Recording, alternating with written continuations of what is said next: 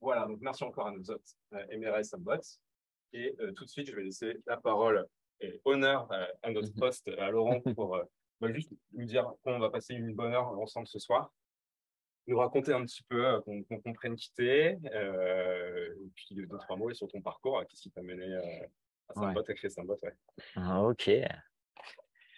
Donc oui, c'est moi. Je me suis bien contextualisé aussi sur le bassin, malheureusement un peu avec un peu moins de forêt maintenant. Pour revenir sur mon parcours, moi je suis ingénieur de formation, ingénieur mécanique, donc rien à voir avec la choucroute. Après une alternance chez Total, et c'est là où j'ai rencontré en fait mon associé Nicolas, qui malheureusement ne peut pas être là ce soir. Et bien, bah, on a fait, je vais vous faire encore le pitch du fondateur, mais on est parti d'un constat simple, c'est que les bateaux, de manière générale, étaient très peu utilisés et coûtaient excessivement cher. En gros, la moyenne, c'est un bateau utilisé 10 jours par an et coûte 10% de sa valeur à neuf tous les ans. Donc, c'est une aberration d'avoir un bateau. De l'autre côté, il y a plein de personnes qui souhaitent naviguer, mais qui n'ont pas de bateau. Donc, c'est comme ça qu'on a eu l'idée de créer Samboat il y a 8 ans maintenant, un peu plus de 8 ans. Le Airbnb du bateau, donc c'était marrant, c'était vraiment la grande mode de la sharing economy avec Drivey, Blablacar, etc. C'était le grand moment. Et on a décidé un peu de se lancer dans l'aventure comme ça, en se disant, bon, peut-être que sur un malentendu, ça peut marcher. Et effectivement, en fait, ça a très rapidement pris. Dès les premiers mois, on a commencé après à lever de l'argent, etc., grossir, grossir, grossir. Et après, on s'est intéressé en fait aux professionnels de la location parce que notre marketplace marchait hyper bien en fait pour louer des bateaux entre particuliers, mais il y avait aussi une vraie problématique autour des professionnels de la location qui avaient besoin de se digitaliser parce que aujourd'hui, quand vous voulez réserver, enfin avant, quand vous voulez réserver un bateau chez un professionnel de location, fallait soit se rendre sur le port, soit appeler, mais c'était jamais transparent, jamais ouvert, incompréhensible, etc. Donc là, ce qu'on s'est dit, bah tiens, aussi grâce à notre plateforme, on peut leur permettre en fait de se digitaliser et d'être présents sur le web. Donc, on a commencé à les accueillir sur la plateforme Sambot. Et au fur et à mesure qu'on travaille avec eux, etc., on s'est rendu compte que c'est pas non plus exactement le même besoin entre un particulier qui a un bateau qu'il met en location d'un professionnel qui a 30 bateaux, donc c'est l'activité qui enchaîne énormément de locations et de bateaux à suivre. En fait, c'est directement sur son planning. Donc, c'est pour ça qu'on a décidé de lancer un SaaS, une sorte de spin-off de Sambot qui s'appelle Nautic Manager et qui est un outil en fait de gestion pour les professionnels de la location. Donc, vraiment un calendrier complet, une sorte de Doctolib de la location de bateau ou la fourchette de la location de bateau qui permet en fait aux professionnels de gérer directement toute leur flotte, leur calendrier, leurs réservations depuis un outil dédié avec des sites vitrines, etc. Donc, c'est pour ça que pour moi, c'est intéressant de parler à la fois de marketplace en C2C, mais aussi de B2B avec ce SaaS Nautic Manager. Et je crois que c'est à peu près tout pour moi. Rémi, je te laisse la parole pour la suite. Merci. C'est marrant, il y a des trucs que tu as dit que je n'avais pas pensé quand on s'était parlé ensemble qui se ressemblent, donc ça c'est chouette.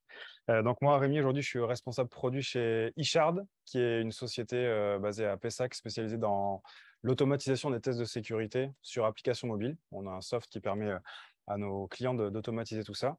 Et initialement, j'ai commencé le product chez AT Internet il y a 5 ans à peu près. J'étais initialement dans l'équipe consulting produit. C'est un peu les prémices de tout ce qu'on fait en user research et tout ça, parce que finalement, on était là pour être en frontal, essayer de comprendre ce que nos utilisateurs voulaient faire avec nos outils et faire remonter tous les feedbacks à notre équipe produit. J'ai passé pas mal d'années avec les équipes de consultants là-bas et plus ça allait, plus je me disais, j'ai aussi envie de contribuer à l'évolution du produit, pas que faire remonter les feedbacks et essayer d'améliorer l'usage. Et donc, c'est comme ça que j'ai commencé j'ai rejoint l'équipe Product Management chez AT. J'ai fait un crochet chez BetClick en tant que PM Data pendant 1 an. Et donc là, je suis chez eShard depuis 2021. Et là où je disais que ça se rejoint avec ce que tu dis, c'est que eShard, initialement, c'est une société qui est spécialisée dans les tests de sécurité physique sur les puces électroniques, les cartes de paiement et tout ça. Et en fait, il se trouve que un de nos clients historiques, c'est Visa, qui fait aussi des SDK de paiement pour les applications mobiles. et avait beaucoup challengé l'entreprise en disant, est-ce que vous ne pourriez pas nous aider à automatiser ces tests qu'on fait manuellement et tout ça. Et au début, on a fait un produit très vilain, très tech, qui marchait bien. Et en fait, on s'est dit, bah, tiens, je dis on, j'étais pas encore là, mais on s'est dit, tiens, est-ce qu'on pourrait pas en faire un produit en standalone? Et en fait, il se trouve que c'est ce qu'on a fait. Donc, on a fait un spin-off partant du même besoin. Et aujourd'hui, on a deux verticales qui sont complètement séparées. Au finalement, on n'a aucun client commun, mis à part Visa initialement. Et donc, on a vraiment deux chaînes différentes de clients, de produits là-dessus. Donc, c'est plutôt intéressant. Voilà pour l'intro. Peut-être pour le contexte, qu'on comprenne bien les enjeux dans la boîte, combien de personnes vous êtes et comment est organisée l'équipe produit aujourd'hui chez Richard? Ouais, donc aujourd'hui, on est 45 environ. Et donc, la partie spin-off dont je gère le produit, nous, aujourd'hui, on est 8-9. Donc, on est vraiment assez séparés de l'activité historique finalement. J'ai la lourde tâche aujourd'hui d'être PM, et je fais aussi donc, le design, la data, le product marketing, parce que c'est une équipe qui est en train de se construire. Donc, j'ai un peu tout ça aujourd'hui. Heureusement, en septembre, j'ai des alternants qui vont venir m'aider pour étoffer l'équipe. Donc, ça, c'est chouette.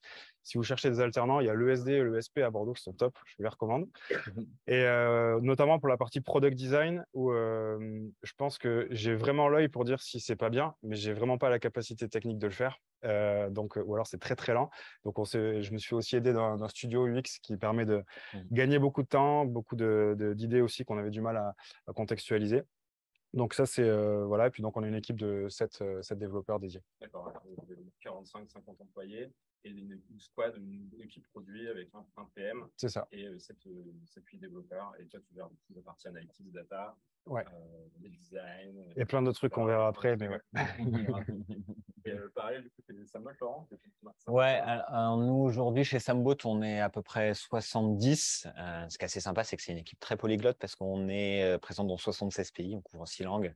Donc ça, c'est hyper rigolo. Sur la partie produit, on a 2 PM jusqu'à présent et 5 tech. Et on recrute clairement des product managers pour justement ces outils SaaS qu'on développe qui prennent de plus en plus d'ampleur. Forcément, nous, en tant que fondateurs, on est hyper impliqués encore dans la roadmap, dans le produit, parce que, un, on l'adore, et de deux, surtout, on l'utilise énormément parce que on a un bateau qu'on met en location forcément, donc ça fait qu'on reçoit beaucoup de demandes de location, beaucoup de locations à gérer tout le temps, donc c'est assez sympathique de pouvoir beaucoup utiliser son produit comme ça, et ça fait qu'on est très investi dans la conception du produit. Ça fait une bonne transition parce que on va avoir plusieurs axes qui sont un peu spécifiques. Qu'est-ce qui fait la spécificité du product management en SaaS B2B ce soir? On a dégagé 4 grands axes. Il y en a un qui est autour de comment justement on collecte des insights pour améliorer son produit.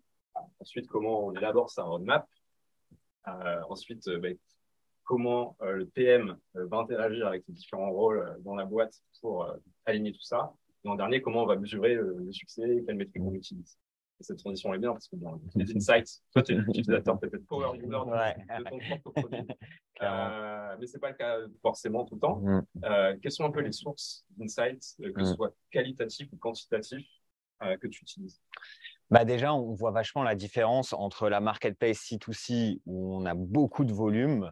On va faire en fait beaucoup de quantitatif, et pour avoir des feedback users, on va passer beaucoup par des questionnaires, des feedbacks clients après location pour leur demander OK, qu'est-ce qu'ils ont pensé de la location, mais surtout qu'est-ce qu'ils ont pensé de la plateforme, qu'est-ce qu'on peut améliorer. Donc beaucoup structuré autour de la data. Alors qu'en SaaS, sur notre produit SaaS, du coup, qui est encore tout récent, là, ça fait 2 ans, on a une 50aine de clients. Donc, on a un account manager qui gère en fait tous ses clients directement et qui peut avoir les feedbacks directement des professionnels de la location dont c'est le métier. Ils connaissent très bien leur métier et du coup, ils peuvent nous aider à faire les remontées pour pouvoir améliorer le produit. Là où sur la partie C2C, Sambot, on a 10 000 propriétaires. Donc, même si on prend leur feedback, c'est plutôt en termes quantitatifs qu'on les traite. Et j'avais un autre point et j'ai oublié. C'était. C2C finalement qui aide à.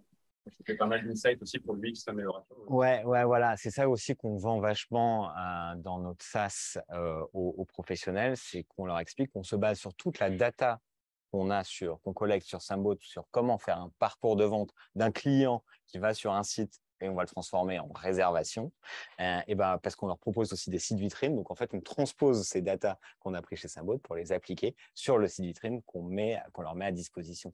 Ils sont en marque blanche, ouais, effectivement. Donc, ce qui donne vachement de la valeur à ce qu'on va pouvoir leur vendre derrière en disant, nous, on sait transformer un visiteur en client derrière par le biais de toute la data qu'on collecte sur Symbot. Donc, ça, c'est effectivement un des éléments clés de driving, de feedback. Ouais, du feedback à la fois. Grâce aussi, toutes les boîtes B2B n'ont pas cette chance-là, forcément. Là, tu feedback quanti parce qu'il y a beaucoup de données qui transitent sur le funnel. Vous pouvez peut-être faire même des tests AB, des choses comme ça. Ouais. Et plus de ça, la partie plus pure B2B avec les account managers qui remontent. Power users, etc. Et c'est vrai aussi dans la grosse différence, c'est par exemple pour les propriétaires, donc gestionnaires de bateaux. Quand on a un particulier qui a un bateau, bon, c'est pas son métier de louer des bateaux. Donc, on est obligé de contextualiser vachement sur la plateforme, leur apporter tout le type des aides, des conseils sur comment fixer un tarif, comment bien louer son bateau, comment faire une checklist, un check-in, etc. Alors qu'un professionnel, si on commence à lui dire « voici les tarifs que vous devez appliquer », il dit « bah non, vous êtes un site web, vous ne connaissez pas les tarifs du secteur, même si on peut faire un peu de data, mais ça sera très mal pris. » Donc, c'est effectivement une approche dans la conception de produit qui est vachement différente, où il y en a un où on essaie de donner de plus en plus d'accompagnement user avec une interface hyper simple, et l'autre, côté SaaS, une plateforme beaucoup plus complexe où chacun peut paramétrer ses annonces, sa méthode de réservation, sa méthode de fonctionnement. Donc, c'est vraiment ça qu'on a pu identifier dans les grandes différences de conception du produit. Peut-être une dernière question pour illustrer un peu cette différence quali-quanti là. Quels sont les ordres de grandeur d'utilisateurs ou de clients sur C2C versus B2B? Ouais. Alors, c'était assez marrant. Sur Symbot, une personne peut gérer entre 500 et 1000 clients propriétaires, enfin, users propriétaires, là où sur Nautic Manager, on sait qu'au-dessus de 50 clients utilisateurs de professionnels, ça sature. Donc, en fait, ce n'est pas du tout le même besoin d'un point de vue support. Il y en a un où on essaie de scaler au maximum et l'autre sur la partie SaaS où on fait vraiment du quali et de l'échange vraiment individuel avec chacun de nos clients. Quand on disait plusieurs dizaines, 40-50 clients, on les connaît intimement. Exactement. Ok. Et donc, chez Richard, je me tourne vers toi, Rémi. Vous n'avez pas ce côté C2C. Comment vous abordez cette problématique de votre côté? Effectivement, donc nous, on est uniquement B2B et la différence majeure, alors moi, j'ai aucune expérience en B2C, donc je vais parler de mon prisme et s'il y a du B2C parmi vous et que je dis des conneries, n'hésitez pas à bander, évidemment. Mais en B2C, en fait, chaque utilisateur est ton client parce que celui qui utilise, c'est celui qui paye. En B2B, tu as différents types de personas. Tu as ceux que tu dois convaincre en avant-vente, ceux à qui tu dois vendre la rentabilité du produit, les bienfaits pour l'organisation. Et puis, tu as les utilisateurs que tu as au quotidien, que eux, tu dois satisfaire plutôt avec de la fonctionnalité, avec du support, du service et tout ça. Et donc, en fait, ces deux personas, on va capter du feedback différemment. Et donc, évidemment, on a parlé de data tout à l'heure. Même si on est en B2B et qu'on en a moins, on utilise beaucoup des outils de Product Analytics pour comprendre les comportements et tout ça. On n'a pas suffisamment de trafic pour faire des A/B tests et compagnie. Mais en tout cas, ça permet d'abord de comprendre comment sont utilisées certaines fonctionnalités, de donner les tendances et tout ça. Mais en termes de moyens de collecter de la donnée en B2B, moi, d'expérience, il y a 3 choses qui sont hyper intéressantes. Donc, hormis la data et hormis, je dirais, le feedback qui est rapporté des équipes terrain, donc 3 types de feedback directs. Nous, ce qu'on faisait beaucoup, notamment chez AT et que je suis en train de mettre en place chez Ishard, c'est les comités de pilotage. Ça, c'est le truc, en fait, quand tu as une relation commerciale privilégiée avec un de tes clients, souvent, tous les mois, tous les trimestres, tous les ans, en fonction de la taille du compte, tu vas te poser chez eux avec les décisionnaires, ceux qui ont payé le contrat, et avec toi, souvent, ton équipe de CSM, de Camp Manager, des consultants dédiés, en fait, tous ceux qui gravitent autour de… CSM, c'est Customer Success Manager, ouais. Donc, ceux qui gravitent autour de ton client à l'année, tout le monde se réunit, donc à des fréquences diverses, et l'objectif, souvent, quand on te fait venir, c'est-à-dire que le PM n'est pas toujours convié, mais quand on te convie, c'est pour aller porter une conviction. Par exemple, moi, je me souviens chez AT, en 2018, quelque chose comme ça, Google Analytics a sorti une nouvelle brique e-commerce, le Enhance e-commerce, qui nous a un peu mis le bazar dans la tête de certains de nos clients qui ont dit « Ah tiens, en fait, c'est vachement bien ce qui se fait là-bas. » Et on avait une roadmap e-commerce. Et en fait, on m'a dit bah, « Tiens, moi, je vais chez des clients e-commerçants. J'ai besoin que tu viennes incarner le produit, que tu montres que on a compris leurs besoins. Tu viens venir pour argumenter, comprendre ce que fait Google Analytics et pourquoi nous, on considère que rester chez nous, c'est mieux par rapport aux utilisateurs, par rapport à l'historique, par rapport aux fonctionnalités, par rapport à plein d'arguments qu'on peut sortir. Mais le PM, il va être là pour porter ça et pour capter tous ces feedbacks en direct. Et en fait, l'avantage du comité de pilotage comme ça, c'est que c'est des discussions qui sont hyper franches. Souvent, les décisionnaires et ceux qui payent, ils n'ont pas leur langue dans leur poche, donc on prend souvent des tirs en direct. Et c'est bien parce que c'est aussi pour ça qu'on y va. Et donc, on a beaucoup de verbatim, souvent assez acerbes, mais à la fin, on essaie aussi de quantifier tout ça avec une note un peu entre 1 et 5 de tous les participants pour essayer au moins de garder une tendance dans le temps en disant est-ce que j'avais des détracteurs en début Q1, ben, fin Q4, est-ce que c'est des gens que j'ai réussi à embarquer un peu plus parce que les verbatim c'est bien, mais au moins tu as un truc, une tendance qui te permet de faire ça. Donc ça, c'est vraiment pour adresser la partie décisionnaire et client. Et pour la partie utilisateur, il y a un truc qu'on a fait chez AT qui est chouette. Et si vous avez du B2B, je le recommande fortement. C'est le fait d'intégrer dans l'outil un outil de feedback, quelle que soit la plateforme. Finalement, nous, c'était un truc qu'on a fait in-house et qui a après été remplacé par un formulaire qui est déclenché par Zapier qui alimente un Airtable. Et en fait, c'était hyper simple. L'objectif, là, c'est de capter l'émotion de l'utilisateur à un instant T, qu'il soit content, pas content, frustré, qu'il ait un besoin, tout ça. En fait, il clique sur le bouton, le formulaire, il a un champ texte et un emoji qui est censé caractériser un peu son humeur du moment, et ça partait. Et ça prend 2 minutes. Il pouvait, s'il le souhaitait, ajouter une capture d'écran pour contextualiser et tout ça. Tout ça, c'était vraiment très, très simple. Et en fait, ce qui était riche, c'est que ça, on recevait directement une notification dans notre Slack produit. Donc, tous les products avaient ça en direct. Et ce qui était encore mieux, je dirais, c'est que c'était un channel qui était public dans la boîte. Et ce qui fait que les devs également y avaient accès.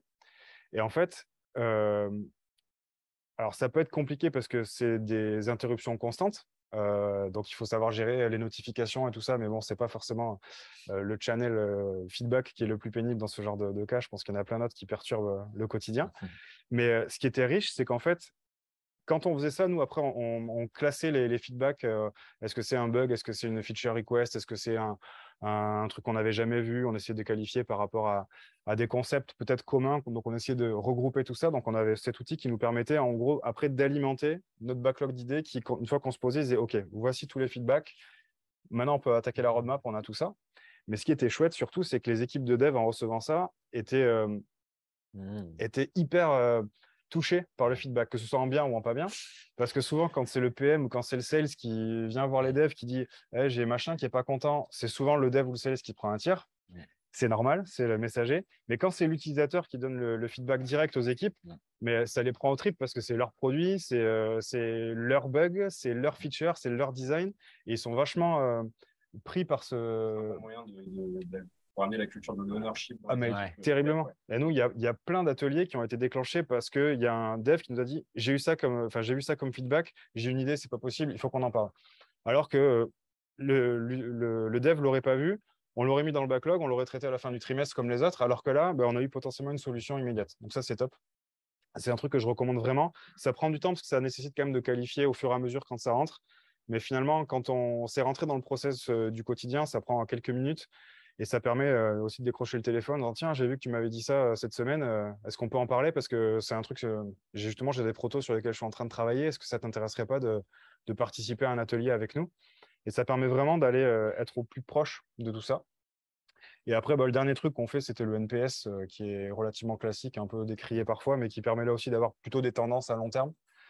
Mais dans tout ce que je retiens, dans tous les process qu'on avait, donc je disais chez AT et que j'essaye avec vigueur de mettre chez Ishard, c'est en fait, dès qu'on a des feedbacks négatifs des détracteurs, que ce soit parmi le feedback qu'on capte en copil, ou ça peut être un risque par rapport au contrat, ou si directement des utilisateurs, ou ça peut être un risque par rapport à l'usage et par rapport à l'adoption de l'outil, mais en fait, on arrivait proactivement à solliciter ces personnes-là en disant « Je sais que tu n'es pas contente, moi, je suis pas sales, je suis pas là pour te vendre un truc, je suis là pour discuter de ton problème. » Et en fait, de suite, c'est pas la même relation qui se met en place. Et souvent, la personne en face est plus à même à ouvrir la discussion en disant OK, je veux bien passer une demi-heure à t'expliquer ce qui va pas. Est-ce que tu me présentes potentiellement des des alternatives ou que tu présentes un workshop, alors que si c'est un sales, il va me dire, lui, il va encore vouloir me vendre son option qui va me faire x2. C'est pas ça que je veux aujourd'hui. Donc, ça permet aussi d'avoir une relation continue avec les utilisateurs et surtout les insatisfaits. Ouais. Donc, se focus sur les insatisfaits là. Ouais.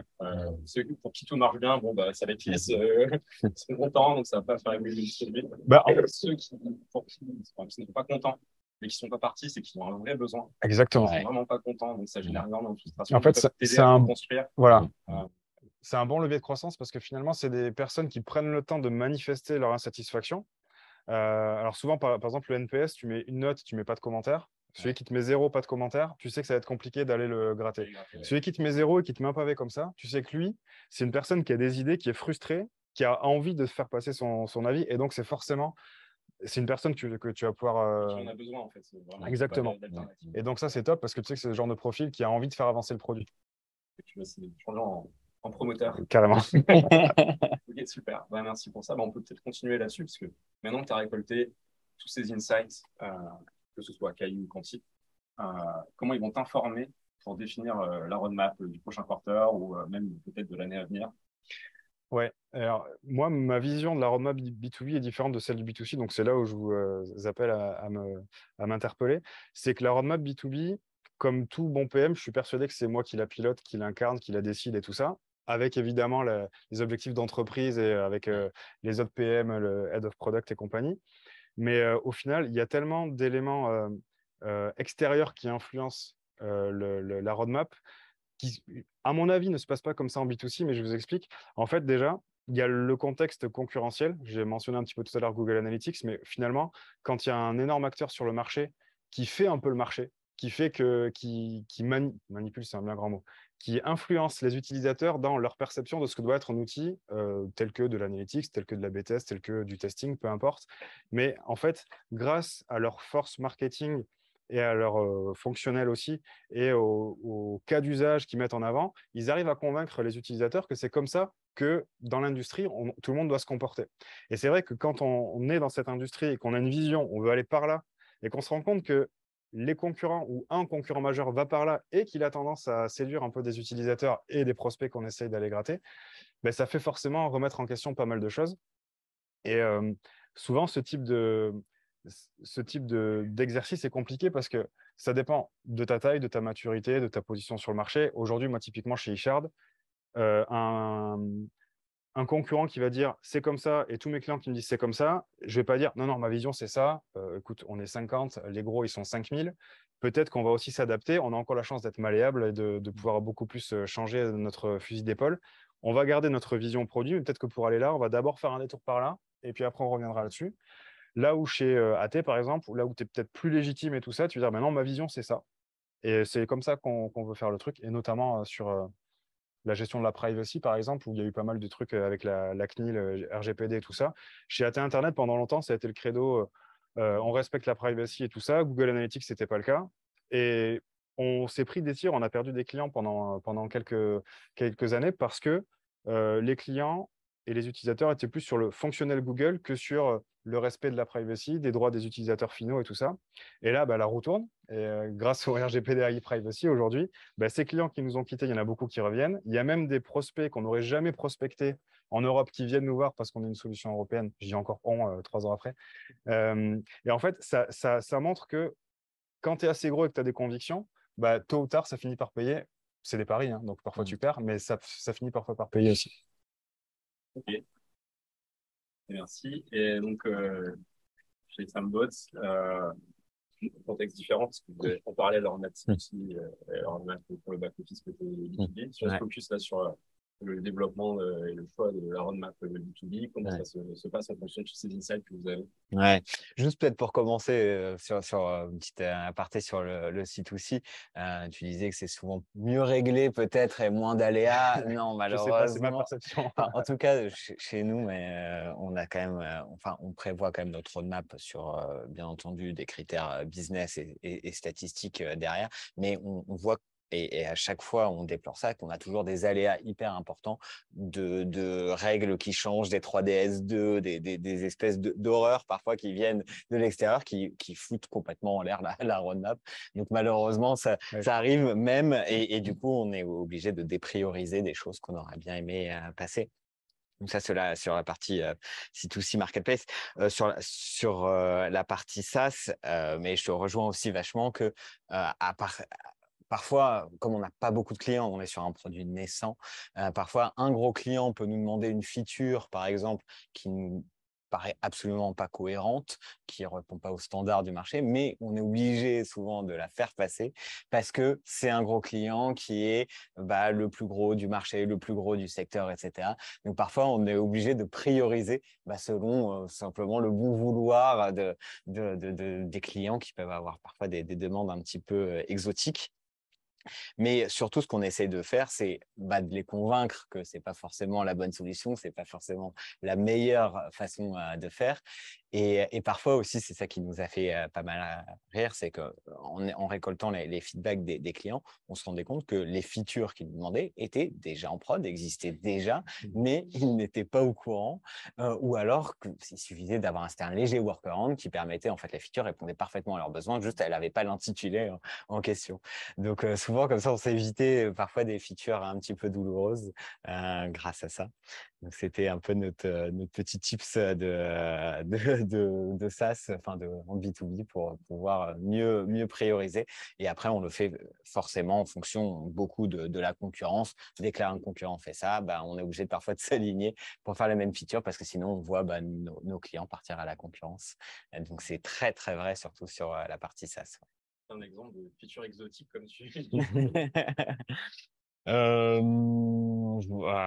ai plus en tête, mais ouais, qui nous demandait, par exemple, sur les shops, de pouvoir personnaliser en mettant des couleurs dans tous les sens, des oranges, des jaunes, des machins, etc. Et là, on leur avait dit, non, on a les data symbols, on sait qu'il faut avoir des couleurs les plus sobres possible pour que ça puisse mieux fonctionner et arrêter de mettre des boutons dans tous les sens sur leur shop. Surtout sur leur shop, ils ont souvent ce besoin de l'ultra personnalisation, alors qu'on essaie justement de les convaincre du contraire. Non, avec Sambot, on sait que a priori, c'est comme ça que ça marche le mieux.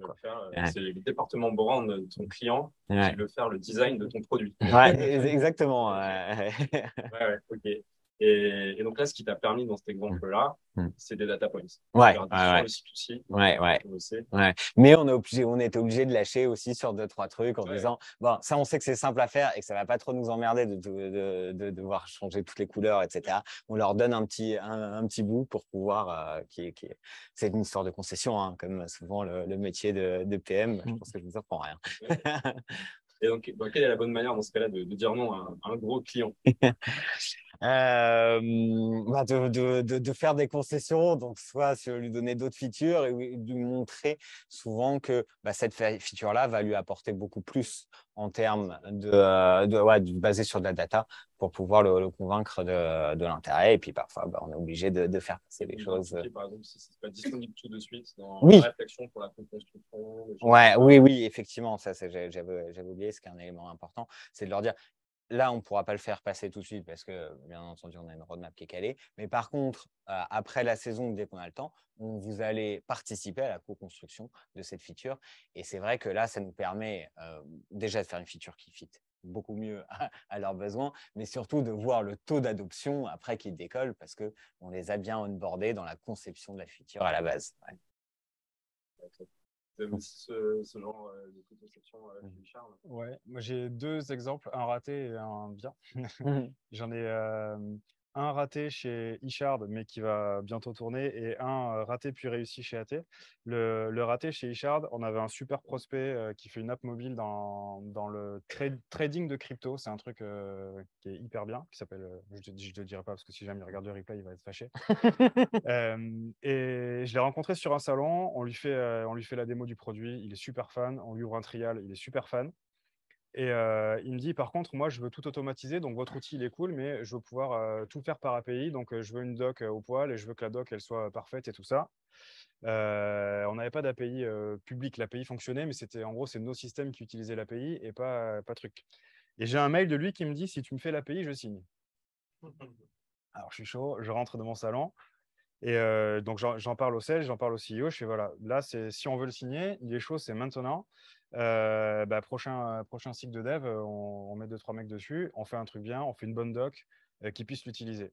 On le fait, on met en prod, je l'appelle. C'était en mars. On est en juillet, il n'a toujours pas signé. Parce que budget, parce que machin, tout ça. Donc, c'est un pari qu'on a fait. C'est un peu comme ça parce qu'on utilise la méthode un peu shape-up pour ceux qui connaissent. On s'est dit, est-ce que on fait le pari de mettre ça, on parie sur 3 semaines de dev sur ça, et l'indicateur de succès, c'est ce client signe. Pour l'instant, c'est raté. Et alors, c'est pas terminé parce que il est toujours fan et tout ça. Je pense que quand le budget sera sécurisé, il reviendra vers nous, il fera le nécessaire. Mais ça a été un peu un couac où, à très court terme, j'ai mis la roadmap un peu en vrac et il y a 3 personnes qui étaient censées bosser sur d'autres choses qu'on a mis là-dessus. Mais bon, ça se trouve, ça fonctionnera bien. Et l'exemple chez AT qui, lui, s'est bien terminé, on avait, donc ça parle toujours d'API, on avait un moteur de requête où en gros, c'est une interface qui permet d'aller un peu comme un tableau croisé dynamique. On va dire, je veux les sources sur mobile qui ont converti de tel pays, qui ont vu telle page. Donc en fait, on croise plein de données et ça permet de faire un reporting.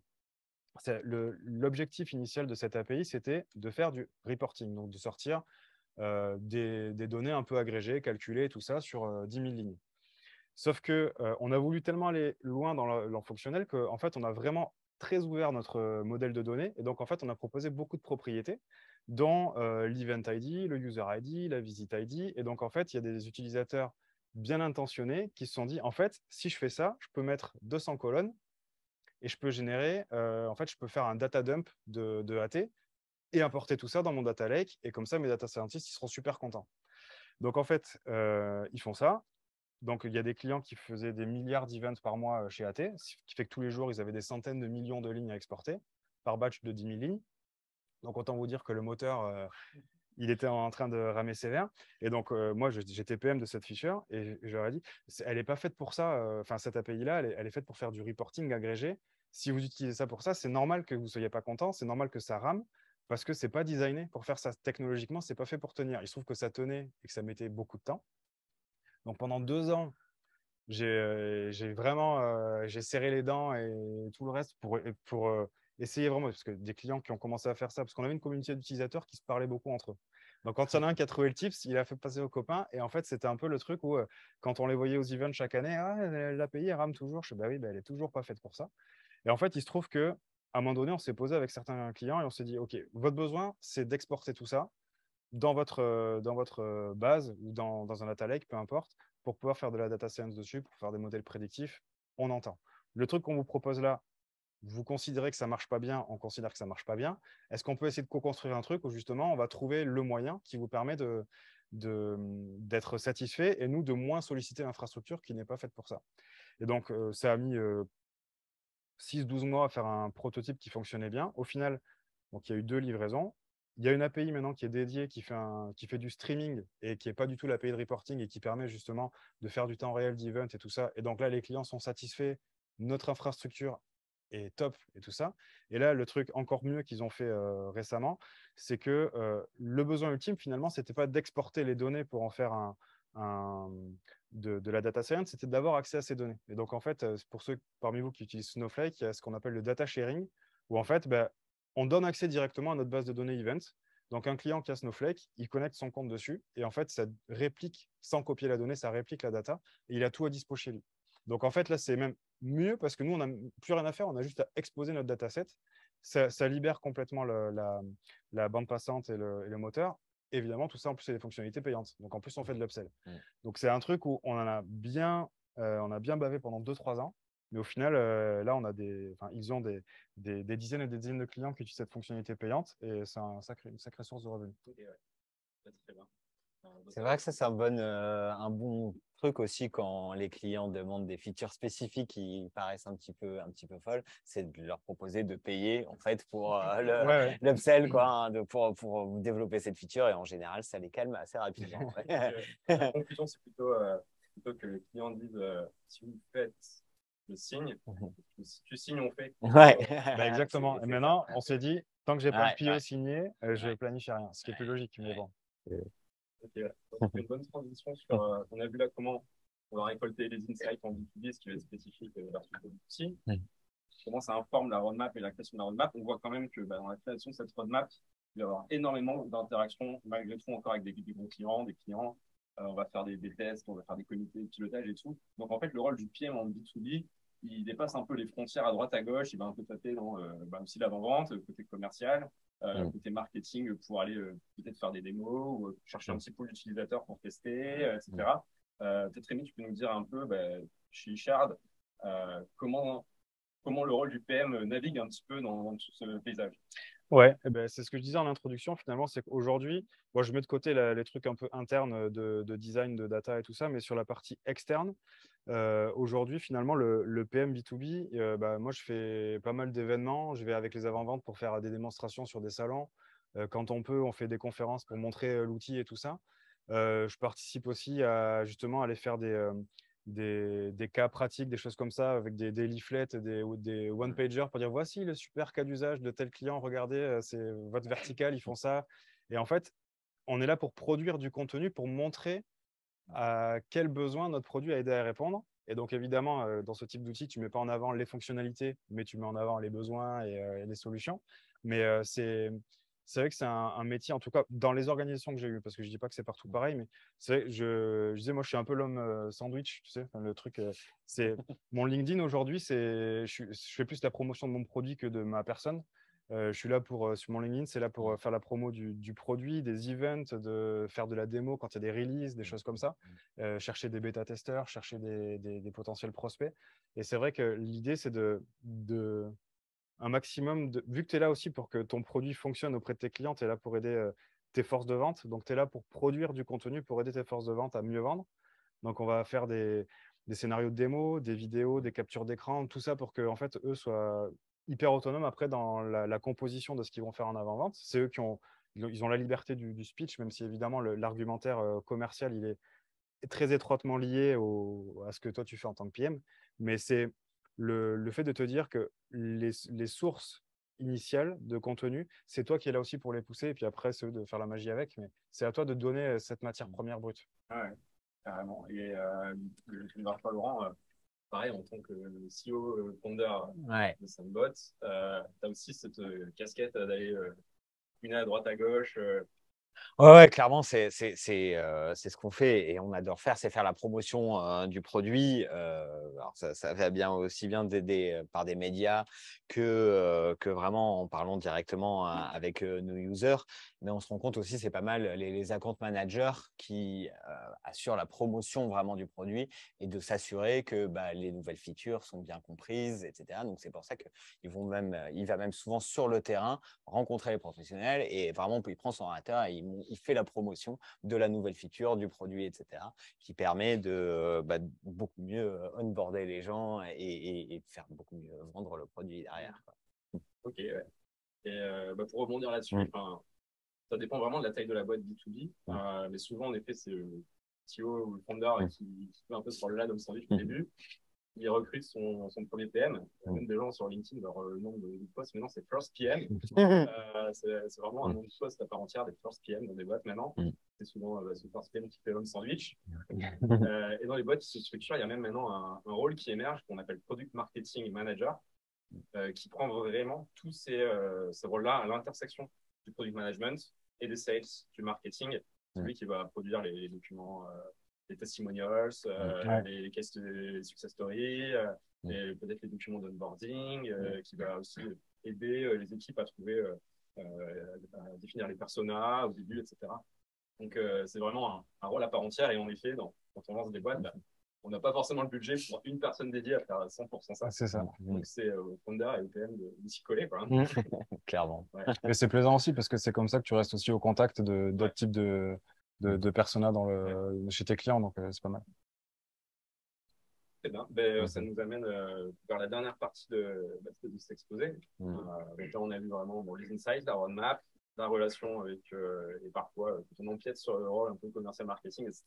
Mais pour finir, une fois tout ce job fait, comment, ton parcours Laurent, comment tu détermines quelles sont les métriques que tu vas suivre pour prouver le succès de ton modèle économique et de la roadmap et du produit. Ouais. Bah, là encore, je fais toujours mon parallèle C2C marketplace à B2B. En C2C, c'est marrant, on est vraiment focalisé sur le volume d'affaires, donc tout l'argent qui transite sur la plateforme. C'est essentiellement ça, notre KPI principal, et nombre de bookings. Là où côté SaaS, ce qu'on cherche à avoir, c'est des utilisateurs de ce SaaS. Donc, c'est le nombre de clients qui utilisent le SaaS. Forcément, le churn derrière et aussi beaucoup la recommandation. C'est ça qu'on essaie de mesurer à fond, c'est de voir un nouveau client, combien il peut nous rapporter d'autres clients grâce tout simplement à la reco. Donc, c'est marrant de voir ces KPIs, alors qu'on a du coup la même boîte, qui sont complètement différents entre la marketplace et le SaaS. Et il y a aussi un autre point et qui fait justement la liaison entre les deux. C'est où on a créé cet outil Nautic Manager, en fait, parce qu'on avait une problématique sur les professionnels qui étaient directement sur Samboat, de devoir gérer plein de bateaux sur notre plateforme. Ça fait qu'ils ne mettaient pas leur calendrier à jour parce qu'ils avaient énormément de réservations qu'ils avaient en direct. Donc, on a en fait en partie créé ce Nautic Manager pour justement leur donner ce calendrier qui va être leur outil principal de gestion, même pour les réservations qu'ils ont en direct, et qui nous permet en fait d'avoir les disponibilités en temps réel des bateaux. Et c'est ça la clé pour nous. Donc, on le mesure par le taux d'acceptation. Sur 100 demandes, combien sont acceptées par le professionnel. Sur Samboat, il était à peu près de 50%. Donc, on n'avait qu'une demande sur deux qui était acceptée. Alors que dès qu'il était branché à Nautic Manager, tout de suite, on montait à 90, voire 80, quasiment 100%. Parce qu'on avait un calendrier en temps réel et la personne, parce que quand les personnes refusaient, parce que le calendrier n'était pas à jour et le bateau était déjà loué. Donc, ça nous a permis de résoudre ce gros problème qu'on avait sur Samboat, en fait, de taux de disponibilité, de calendrier à jour. Donc, c'est ça qui a été, en fait, la KPI, la métrique de succès de ce SaaS Nautic Manager derrière. Ça, c'est vraiment en termes d'usage du produit. Ouais. Et tu disais sur la plateforme C2C, le business qui compte, c'est le volume de vente total qui transite. Quelle est la métrique business pour vous sur le modèle abonnement SaaS C'est vraiment le nombre de clients et l'abonnement qu'ils ont pris, parce que forcément, on commence avec un abonnement starter qui est très peu cher, qui leur permet d'être onboardés en fait, sur la plateforme. Une fois qu'ils ont testé l'outil, en général, ils sont convaincus, c'est aussi un peu notre mesure de succès de l'outil, et c'est pour ça qu'ils upsell sur la version expert qui leur permet d'avoir le site vitrine en marque blanche, etc. Donc, c'est comme ça aussi qu'on mesure le succès du produit, c'est en voyant l'upsell qu'on arrive à faire derrière. Sans MRR. Monthly Recurring Revenue pour l'acronyme. Peut-être expliquer pour ceux qui ne savent peut-être pas ce que c'est. Je pense que tu vas bien expliquer. On vend des abonnements à l'instant T, combien ça génère par mois. Parce que c'est des abonnements mensuels, les gens s'inscrivent pour un mois. Et à l'instant T, qu'est-ce qu'on a sur un mois donné?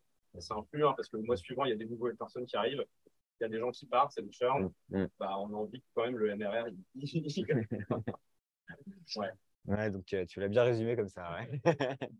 Et ok, merci Laurent. Et côté Richard, Rémi, vous avez le même type de métriques? À peu de choses près, oui, forcément. Donc, ARR, MRR, c'est des choses qu'on suit. Le churn, parce vu qu'on est dans un business récurrent, l'objectif, c'est de suivre cette courbe-là.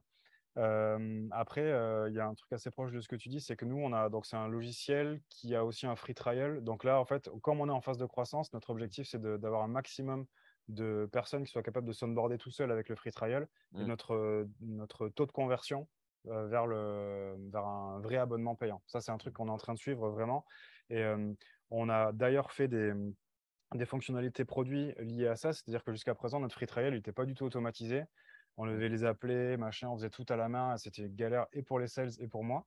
Et en fait, j'ai fait un cycle de dev complet en disant on va faire toute la chaîne d'onboarding, on va tout revoir, comme ça tout est automatisé. La personne vient, rentre ses trucs, on l'onboard, on lui envoie toute la documentation, elle fait son test. Et comme ça, on sait qu'en 3 jours, on a quelqu'un qui est déjà onboardé, qui a fait son propre test. Et c'est là qu'on peut aller la chercher et qu'on peut dire à un commercial d'aller les voir et dire voilà, c'est quoi votre première expérience. Et ça nous a permis de vraiment pouvoir qualifier ce KPI de taux de conversion entre le free trial et le truc de paiement. Ça, c'est un truc assez important quand même pour nous, en tout cas aujourd'hui, en phase de croissance et de captation de nouveaux leads. Et qu'est-ce que j'avais d'autre d'intéressant? Je me permets juste de rebondir sur ce que tu disais sur les free trials.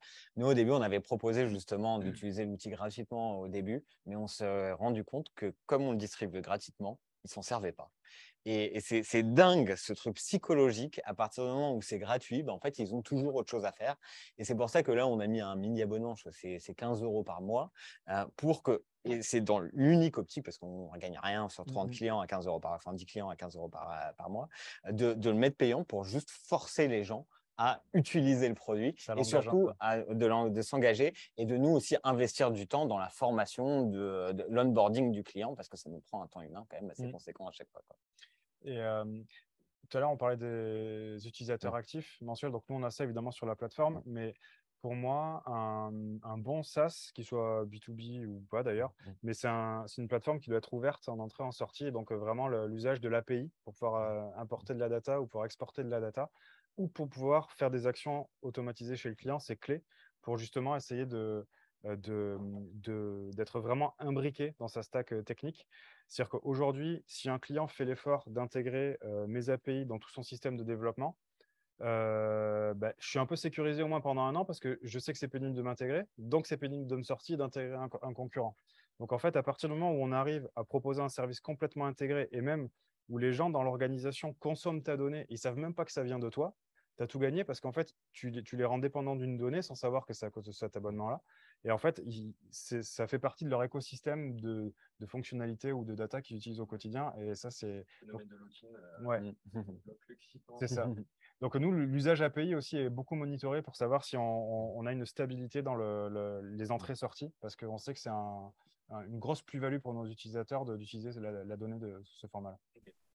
Ouais, très bien. Je pense qu'on a fait le tour de notre quête dans thématique de la soirée. Donc, comment on récolte nos insights, comment ça informe la roadmap, comment le PM aussi vadrouille à droite à gauche pour boucher les trous dans ce contexte-là, et enfin, comment on mesure le succès de toutes nos actions. Si on devait garder un conseil actionnable dès demain pour tous les product guys qui sont dans la salle. Moi, c'est parler à vos détracteurs. Ouais, pour moi, c'est le truc. Ça fait mal au début parce que quand on n'a pas l'habitude, mais franchement, c'est là qu'il y a un potentiel de croissance énorme. C'est des gens qui se plaignent et qui veulent t'aider à grandir. Et je pense que c'est des gens qui vont t'aider à co-construire le produit de demain ou la fonctionnalité qu'ils attendent. Pour moi, c'est vraiment ça, pas avoir peur d'aller se frotter à ceux qui t'aiment pas aujourd'hui pour en faire des promoteurs demain. Et quand je dis t'aimes pas, parce que quand on est PM, on incarne vraiment le produit. Ils n'aiment pas ton produit, c'est pas toi, mais c'est souvent ça, tu le prends perso. Ouais, c'est ça. C'est normal. Conseil, ouais. Et toi, Laurent? Moi, ça serait plutôt côté du coup B2C. C'est les guérilla tests. Un les meilleurs qu'on avait fait, c'était en allant en fait dans la rue, en allant au Starbucks et en demandant aux gens, bon bah voilà, mettez-vous dans la peau de quelqu'un qui veut louer un bateau. On leur donnait le téléphone et on suivait tout le parcours user. Et c'est là où on a eu le plus de learning hyper intéressant. Donc vraiment d'aller au contact des clients, mais qui n'a même rien à voir parfois avec la choucroute, qui permet en fait de donner plein d'insights extérieurs vachement pertinents. Est-ce que c'est facile à répliquer sur le B2B justement? On ne peut pas le Starbucks parce qu'on ne peut pas forcément tomber sur un… Là, pour le coup, on va cibler et c'est ce que fait notre account manager en tout cas, c'est qu'il va vraiment les voir sur le port dans leur petite boutique et voir comment ils utilisent l'outil d'aller sur le terrain. Et pour moi, c'est toujours la clé d'aller sur le terrain. C'est pour ça que nous, en tant que dirigeants aussi, on est tout le temps sur le terrain, à aller louer des bateaux, à aller faire des prises en main de bateaux, à aller voir comment ça se passe vraiment sur l'eau. Excellent. Eh ben, merci à tous les deux. Merci à nos deux intervenants pour leurs explications.